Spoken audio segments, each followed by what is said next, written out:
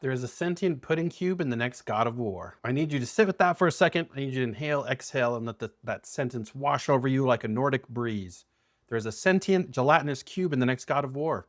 The same franchise that 20 years ago taught me, a 12-year-old child whose mom did not check ESRB ratings, that you could rip a Greek god's head off with your bare hands and the screen would just kind of go red and the man would grunt about it. That franchise is now apparently shipping a game where you travel the world with a wobbling, translucent jelly mold from Dungeons & Dragons, and honestly, welcome. Sit down, pull up a chair. Today we're talking about the most unhinged leaks I have ever read for a major first-party Sony exclusive, because the next God of War game has reportedly looked at the entire concept of restraint and said, no thank you, we'll be eating glass instead. So let me catch you up. If you've been off the internet living a healthy and balanced life, the rumor mill, and we are talking multiple insiders, multiple outlets, all of them dropping this in roughly the same 2-week window like they were on a group chat, claims that the next God of War game is a prequel.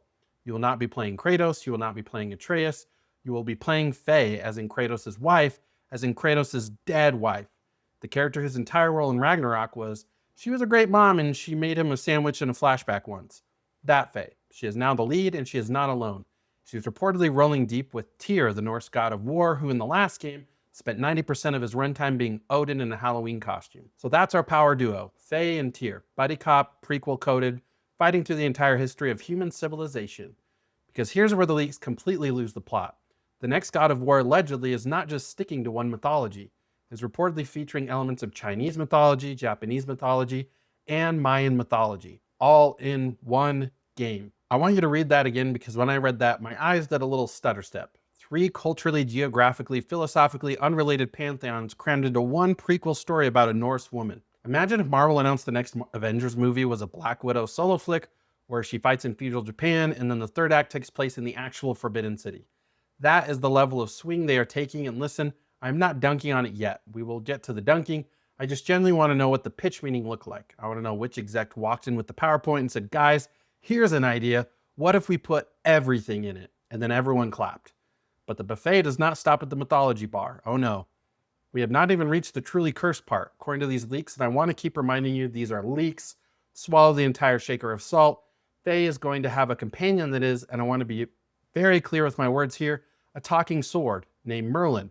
Merlin as in the wizard, as in Arthurian legend, as in a completely separate body of folklore from medieval Britain that has absolutely nothing to do with any of the mythologies I just listed. So we are doing Norse protagonists, Asian settings, Mesoamerican deities, and a chatty British Excalibur sidekick that's just shooting the breeze on your hip the entire game. Cool. Love that for us. Totally normal. And then this is the part where I had to put my phone face down on the table and just look out the window for a minute. Faye's other companion is reportedly a sentient gelatinous cube. A gelatinous cube from the Dungeons & Dragons Monster Manual. The thing whose entire job in tabletop is to slither down a hallway and absorb an adventurer's lunch. That is your travel buddy now. That is your wholesome, family-friendly sidekick, a pudding cup with feelings. I'm not mad. I'm not even confused. I'm generally cheering for the little guy. Travel safe, my translucent friend. Now, I want to take the funny hat off for a second because if you squint at this whole pile of nonsense through a business lens, it starts to make a kind of demonic sense. Sony has spent the last 3 years getting absolutely demolished on live service. Concord, Marathon, the endless parade of "we're shutting it down" memos. Their live service strategy has been the gaming industry's longest running unintentional comedy special. And the one thing keeping their first party lineup from looking like a yard sale has been their single player tentpoles. God of War is the biggest of those tentpoles, probably the biggest. Now that Naughty Dog is on a vision quest and Bend Studio is doing whatever Bend Studio is doing, so when you're sitting on the most dependable single-player IP in your entire stable, and you need it to print money in every region on planet Earth at the same time, what do? You make it appeal to every region on planet Earth. You put Chinese mythology in it because China is a market. You put Japanese mythology in it because Japan is a market. You put Mayan stuff in it because Latin American audiences exist and somebody in marketing wanted to slide for the deck.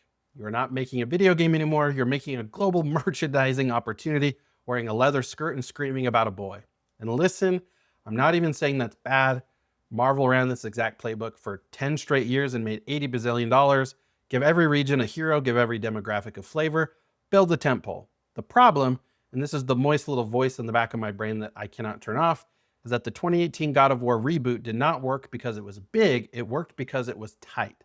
It was one man, one kid, one boat, one mythology. It was a miserable, gorgeous, devastating father-son trauma simulator with an axe attached.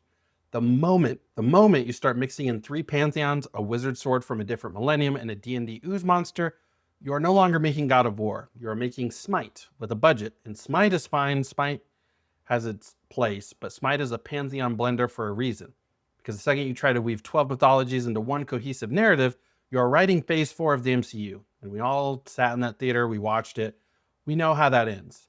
But here's the thing, and I'm being earnest now. Cory Barlog is reportedly attached to direct this. Cory Barlog, the guy who took God of War, a franchise that everyone had written off as a relic of the early 2000s edgelord era, and turned it into one of the most emotionally devastating stories this medium has ever produced. There's one human being on this planet who can take a dead Norse mom, a Norse war god, a wizard's talking sword, and a sentient pudding companion, throw them into a blender of 3 different cultures, and somehow have it land.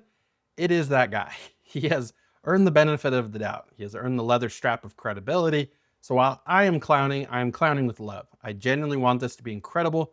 I want to come back to this video in 2028 and apologize on camera. I will wear the cosplay. I will do the bit. Just please, Cory, land the plane. Now, zoom out with me, because what does it actually tell you about the state of the industry that the safest bet for one of the biggest publishers on earth is to throw 4 mythologies into a blender and pray it tastes like nostalgia? It tells you everything. It tells you the live service experiment failed so hard that the suits have crawled back to single player on their hands and knees. It tells you the AAA development cycle is so financially apocalyptic that you cannot greenlight a focused regional niche story anymore. Every game has to be Avengers, every game has to globetrot, every game needs a multilingual marketing tour, and a deluxe edition with a $40 pin set, or the spreadsheet does not close. You cannot make a tight $40 million passion project from a first-party studio anymore. You have to make the buffet, the all-you-can-eat, the full spectacle, and we are the ones eating it. We're the ones who are going to be there day one with the collector's edition pre-order, sliding our credit card through the slot like good little soldiers. Real quick on Faye though, because I do want to give credit where credit is due.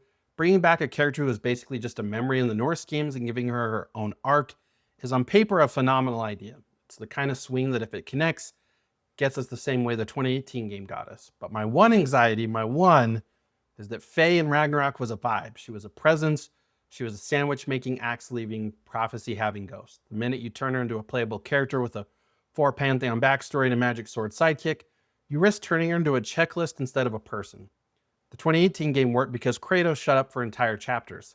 Sometimes the best storytelling is the stuff you do not say.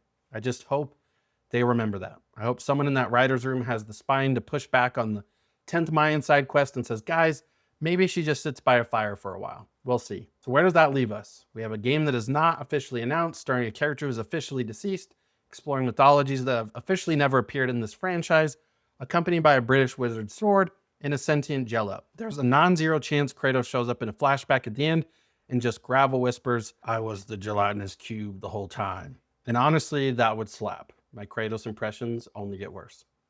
I would buy that, put Kratos in the cube. I'm pre-ordering the deluxe edition with the tiny translucent Kratos figurine that I keep on the entertainment center until my wife finds it and asks why there's a see-through old man living next to the TV. I genuinely have no idea if this is going to be the next masterpiece or the most expensive Smite expansion ever shipped.